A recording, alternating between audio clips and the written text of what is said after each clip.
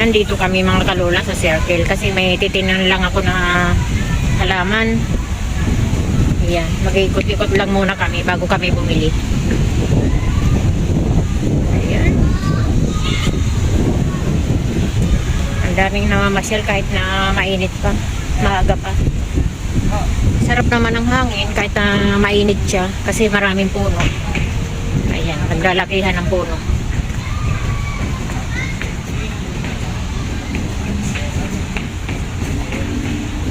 Daming kabataan. So tayo banda sa malapit sa may halaman.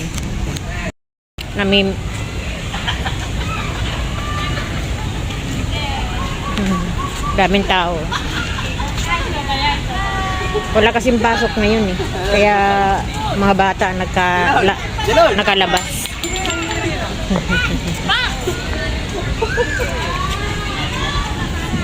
Walang pasok kasi holiday. Daming mga bata. Wala kasing pasok. Ayan.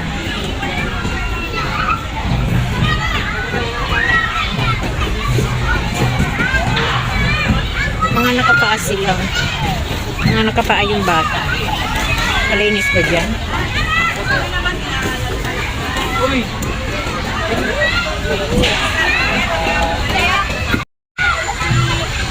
Masaya yung mga bata.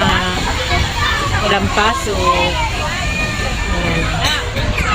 Nasusunod na dalhin ko dito si Ima. Si Ayumi.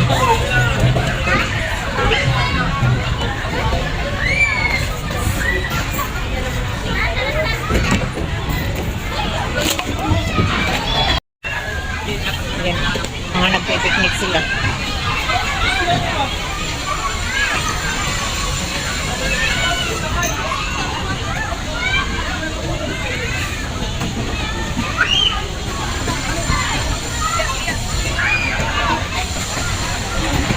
Mga nakahiga po.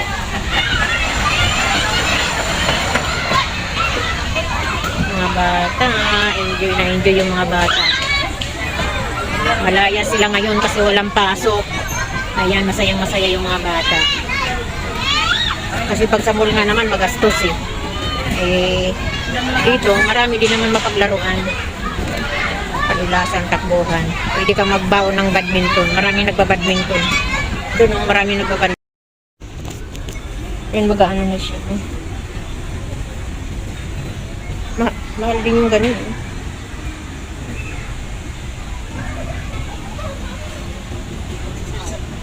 Ay. Hindi ako nakapagdala ng snake plant na yung inano ko. Ito, ang cute din. Ang cute ng kulay. Oh.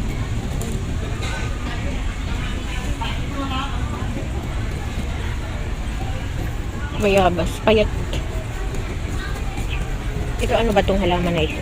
Hindi ko alam, wala nakasulat. Ay bunga. Baka yung ano? Yung nakatanim sa ano?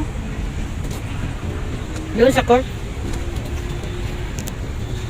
Bang kalamansi, namumunga na. Kahit alam. Daming mga silong doon. Ito yung sa akin, di ba? Oo. Yan. Pwede pa lang putol-putulin na gano'n. Yan. Pero yung isa kong pinaano doon. Sa bunot lang pala nabubuhay eh. Yung pinagtaniman ko lupa eh.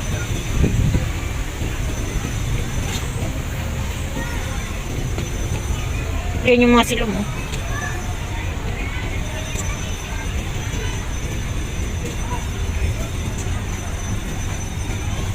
Ayan, violet na violet siya. Diba? Kaya nga pinagpuputol-putol ko, pinadadami ko eh. Ayan. Maganda na siya oh. Yung ganun. Tapos ang taba. Meron kasi silang ano eh. Ganyan sa atin. Ganyan. Oo. Pero madaling dumami ang ugat niya. Oo. Pag dumami na ang ugat, ano na siya? Lumiliit na yung... Kinakain niya, di ba, Wansoy? Oo. Meron ako niyan, di ba? Oo, serpentine. L13.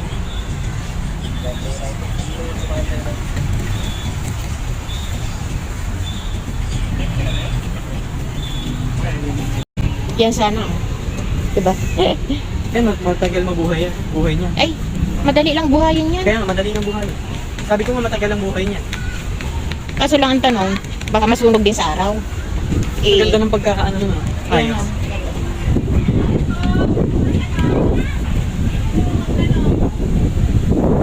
Yung nandito ko, ganunin ko kaya. Tinatanggalan ng dahon tapos tinitira.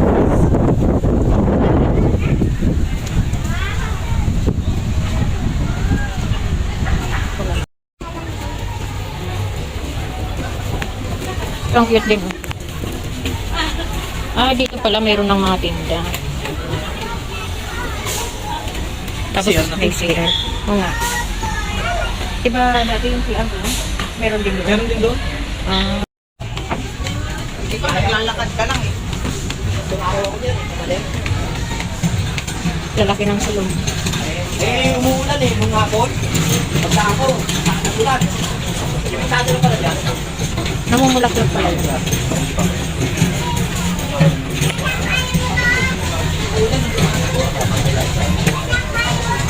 Parang kayo ko yung bili lang bibili ko.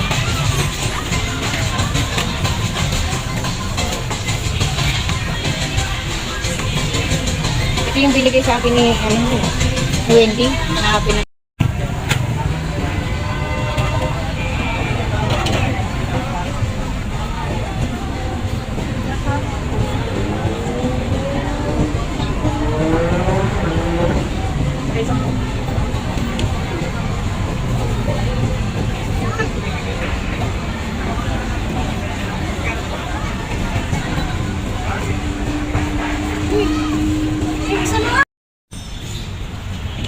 ang daming Christmas light, mga kalulaw. Siguro hinanda na nila yan bago magpasko. Ayan, inayos na nila. Yun, hanggang dulo. Dati sa mga puno lang sila ng gabi. Ngayon meron din. Siguro yung puno kakabitan din yan. Nandito ako sa circle, mga kalula. Ayan. Sa bago magpasko. Dadaling ko dito yung mga apo ko. Kasi dadalaw sila dito sa December 13. Ayan, ipapasyal ko dito yung mga apo ko at maraming palaruan dito. Ayan, maraming padulasan at meron din naman mga Ferris wheel at kung ano-anong mga palaruan. Kaya dadaling ko dito yung mga apo ko, mga kanula. Ayan. Tsaka dito pag Pasko, napakaraming ilaw na marami kang makikita. Ayan. Ayan, napadaan ako dito sa kay Cutie Mahal. Ayan, hapon na. Nanggaling lang ako dyan sa may City Hall. Tapos linaan ko na yung halaman at tinanim ko para maging okay naman yung harapan ng bahay ni Cutie Mahal. Ayan. Hindi na kasi ako tumawag kay Jo o kaya kay Lani. Hindi nila alam na pumunta ako dito. Ayan. Ayan ang loob ni Cutie Mahal. At ayan ang malinis na yung bahay ni Cutie Mahal.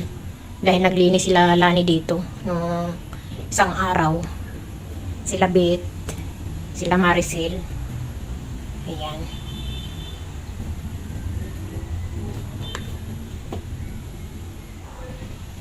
Ayan ang Cutie Mahal. Marami talagang nakakaalala sa kay Cutie Mahal. 2 taon na siyang nawawala, pero hindi talaga mga nakakalimot ang tunay na mga nagmamahal sa kay Mahal. Ayan. At kami ay pauwi na rin dahil gabi na, alas 5 na. Simula nung naging kapitbahay nila si Cutie Mahal dito. Dahil ang ganda-ganda nga naman kasi ng musilyo ni Cutie Mahal. Ayan. Tingnan nyo naman din ang kapitbahay ni Cutie Mahal. Dati open lang yan, walang sliding door. Yan. Napabayaan. Ngayon, maganda na rin. Pinaganda na rin nila. Baka na-insecure sa mga bisita ni Cutie Mahal. Pag dumadalaw yung mga fans ni Cutie Mahal na kay dami-dami. Pag nagsama-sama kami dito. Ayan.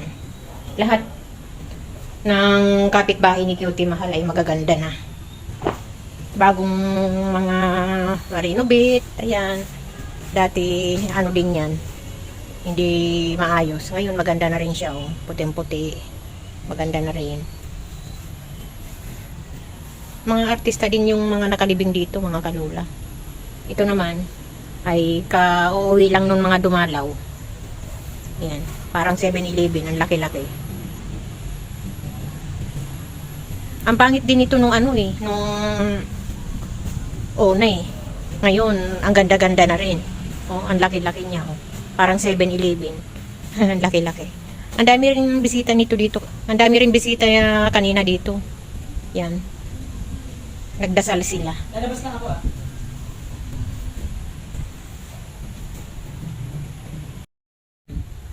Yung mga dumalaw din dito sa kapitbahay ni Cutie Mahal.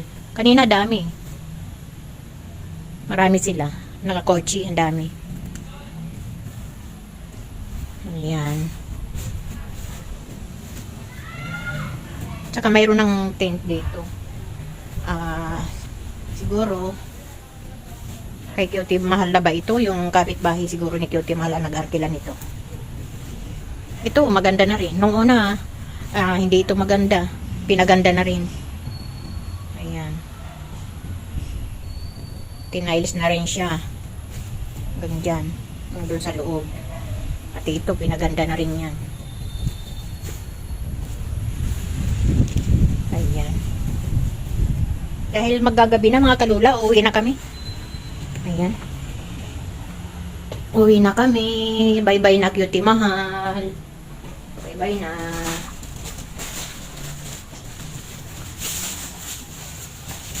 Ayan. Sasarado na natin. Dahil alas 5 na pasado. Ayan. Bye-bye. Palabas na kami. Ayan, no? Dati open yan. Ngayon naka-aircon na rin siya. Maganda na rin.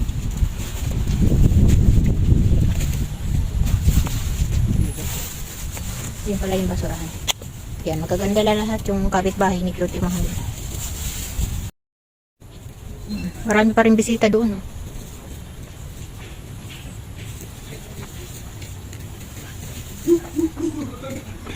Ano mataba? Binili ko. Dahil yung mga lupa din dyan sa paso, pinalitan ko. Ay, lupa na. Oo. Tara na. Una po. Mga na. Ayan, may na mga nagja-jogging pa. Ay, hindi ko pala nalagyan ng fertilizer. Sa ano na lang, sa 31 na lang pagbalik namin. Nakalimutan ko. Para ano siya, para sumigla yung halaman. Okay lang yan kasi ano, yung pinalit ko, okay lang na maarawan. Ay, yung isang bagong tanim nga pala, bawal yun na ano, maarawan. Ipasok ko kaya muna. Tapos i-text ko mamaya si Lani o kaya si Joe. Message ko na hindi mo na pwedeng maarawan kasi bagong tanim ko nga pala.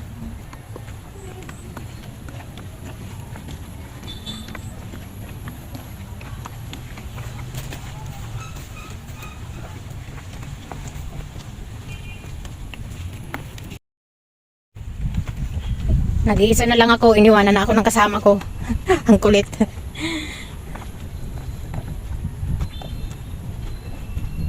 Ayun na, nauna na.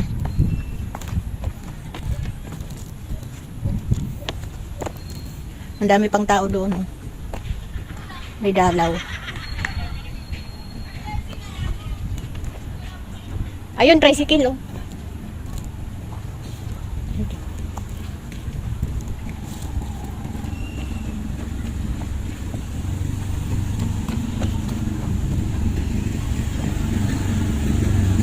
Ay, may halaman.